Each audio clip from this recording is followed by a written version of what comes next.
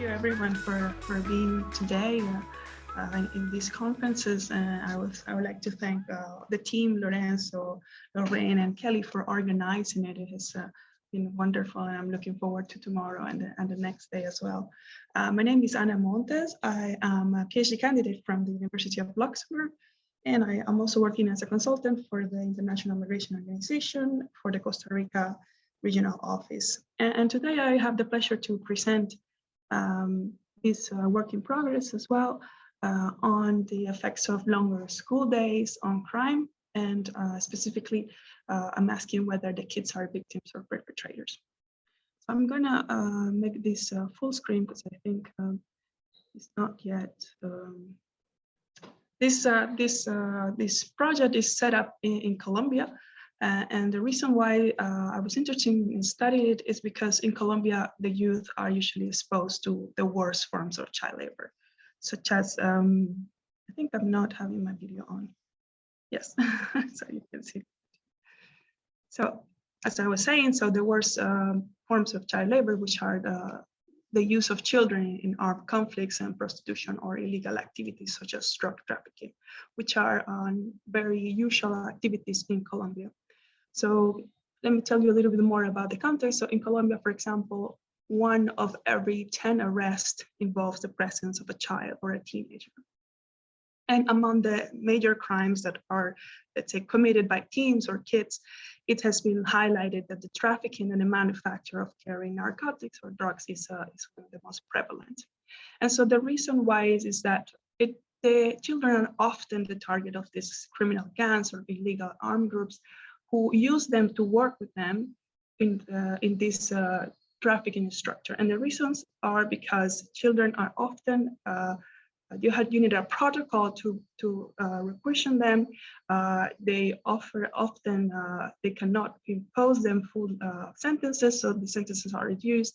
And usually the police and also the military often do not search for them so often. So they seem to be very useful in these structures. So this is why most of the times they are involved. What I do in this project is that I study schooling, whether it's schooling a preventing policy that could mitigate the incidence of this type of crimes that children commit. So the research question is, what is the effect of the variation in the schooling hours on the crimes committed against children and teens and by children and teens? So I analyze both things. So I analyze whether the crimes are committed by the teenagers or the children, and whether they are the victims of certain crimes. And I particularly analyze the effect of this national policy reform in Colombia that increased the number of hours spent in public schools, which I will talk a little bit more later about it. But first, I would like to talk very briefly about some relevant literature. Well, this project is enclosed in this particular literature on the relationship between education and crime, and this has been widely discussed, especially what is called this incapacitation effect, which basically means that attending a school reduces the exposure to environmental risk, and then that leads to young adults to engage in crime. And overall, what has been found is that an increase in the education levels or higher proportion of graduate rates decreases arrest rates for children or teenagers in specifically property and violent crime. So there's I cite a range of literature that if you're interested in this type of studies, this is very, very interesting to read. And now, within this literature, those crimes that are related to drug and illegal activities, the results are a bit inconclusive in the sense that, for example, the paper of Jacob and Lefebvre in 2003, where he analyzes what happens when the teacher goes in service days, which means that the kids are in school during those days. They see that during those days, the incidence of drug-related crimes among teenagers reduces by 10%. But on the other hand, there is another paper by Lual in 2006, which found an opposite effect. So he analyzes teacher strikes. So during teacher strikes, then again, children are in the house and not in the school, and then he found that there's an increase in drug-related crimes. Unlike those other papers, what I analyze is the setup of a school increasing hours. So the children will be more time in school, which means that they will be with a supervised adult, which is the teacher. So, which on the case of the other papers, the children were at home, and it is unlikely to know whether they were at home or they were on the street or whether they have a parent supervising or not. I also studied another perspective that is not in the literature, in which I studied also the crimes when the kids were victims. So when an underage minor was the victim, I studied the effect of whether being at school decreases the fact that they are victims. More about this reform. So this reform is called the Hornada Unica policy, which started in 2005. And this is a long result of many years trying for the schooling system to give a full-length day of schooling. So what happened before 2015 is that in the school system, specifically the public school system in Colombia, you have two different sessions. So sometimes a school could give a session from 6:30 to 12:45, 12:30 to one set of students, and then in the afternoon, it will give another session to other students. So the reason is particularly to use the same infrastructure to give more schooling to more children. But in the end, what the national education law said from the 80s was that the children had the right to a full-length school day that was about 7 hours. Now, this reform of 2015, after many other attempts to increase the schooling time, it finally set an amount of hours which were different between the different levels of education. So for those who were in high school, the amount of hours that should dedicate inside the school is 9 hours. For those who are in primary school is 8 hours, and those who are in kindergarten is 7 hours. From all these total hours, 1 hour is dedicated for resting activities. Now, how this policy was implemented was a bit stepwise.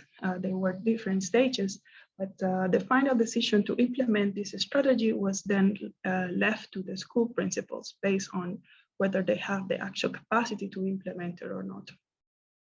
And because at the beginning, as it was thought, it was supposed to be by the municipality secretaries, but in the end, that was unsuccessful. So this was left to the school principals.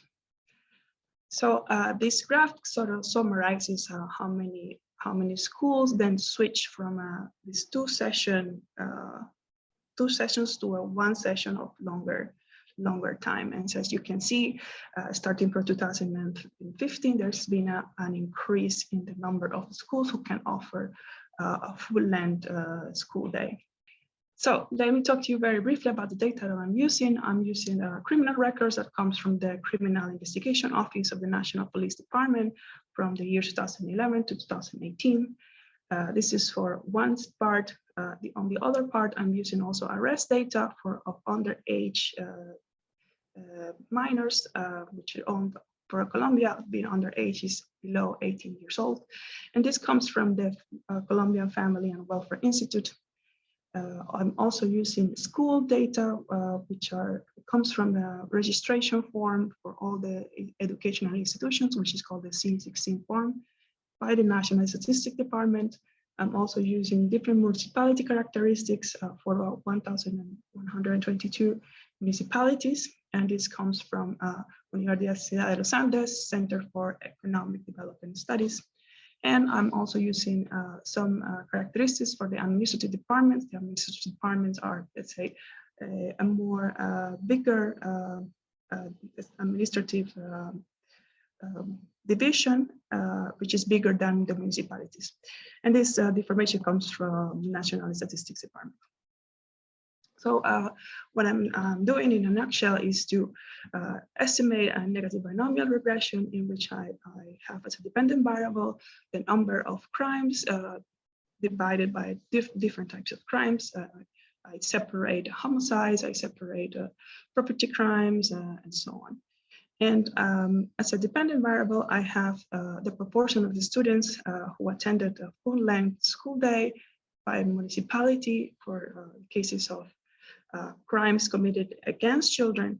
And for the cases of crimes committed by children, I have it at the department level.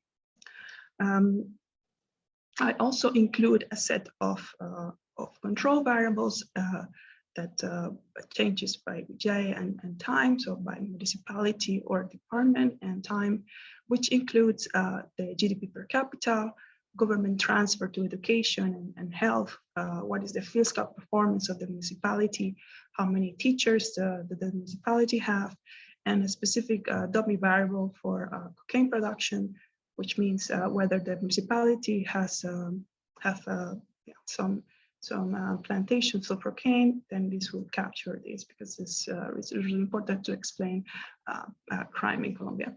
And I have also municipality fixed effects.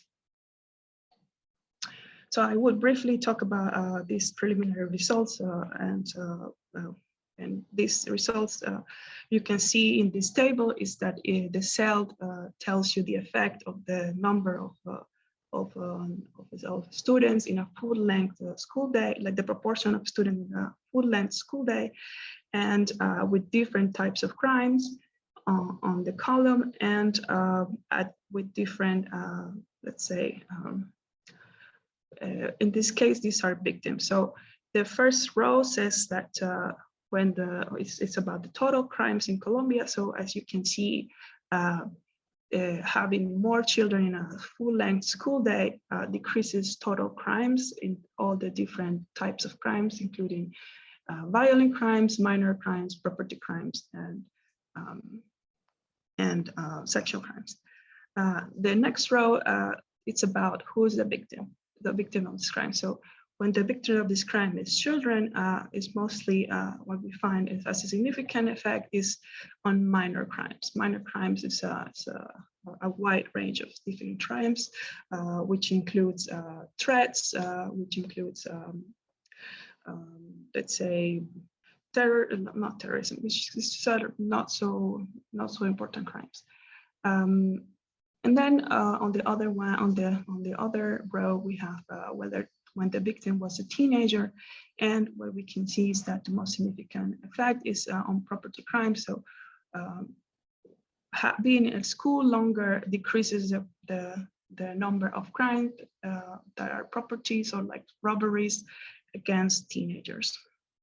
Now, the other part of this research is what happens when those who are the ones who committed the crime are the teens or the teenagers, and how being at school affects the